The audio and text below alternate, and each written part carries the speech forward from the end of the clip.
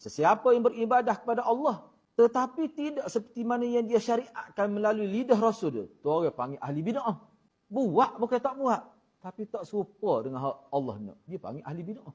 Bid'ah ni ada dua, bid'ah hakiki, hak tak ada langsung daripada Nabi, selagi dia modify oleh Nabi. Tu dia panggil idhafiyah. Asalnya ada. Nabi buat gini. Tamu dia edisi baru ke dia tambah. Nak suruh nampak lebih grand lagi, dia kata lebih hebat lagi. Tu dia panggil ibadat idhafiyah. Hak tu pun haram juga. Hak orang panggil ada asal, tapi banyak berlaku tambahan. Hak tu hak paling banyak berlaku dalam masyarakat. Hak tak ada asal langsung tu, orangnya tetap ke orang tak ada kita tu. Tapi hak jenis besok tambah ni. Asalnya ada, dia tambah. Dia takut tambah. Hak tu dia panggil bid'ah idhafiyah, mana tambahan, bid'ah tambahan. Tu. Tak usah buat contoh dah. Marah kat orang. Kalau buat contoh yang marah pula. Buat contoh diri. Tak erti lagi. Ngaji berbelok tekuk-tekuk tu tak.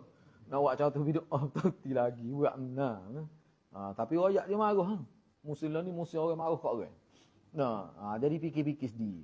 Sebab itulah bagi saya, kita kena ngaji hak betul. Itulah mana. Lepas tu di situlah kita jadi penanda arasnya. Mana tak serupa dengan Nabi. Jangan dibuat hal tu.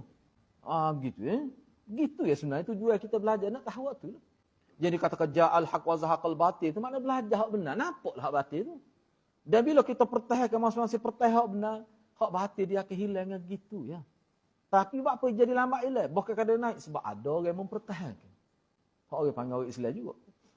Nya pertahan cang ekor walaupun ekor tak ada. Siapa begitu sekali lemah ada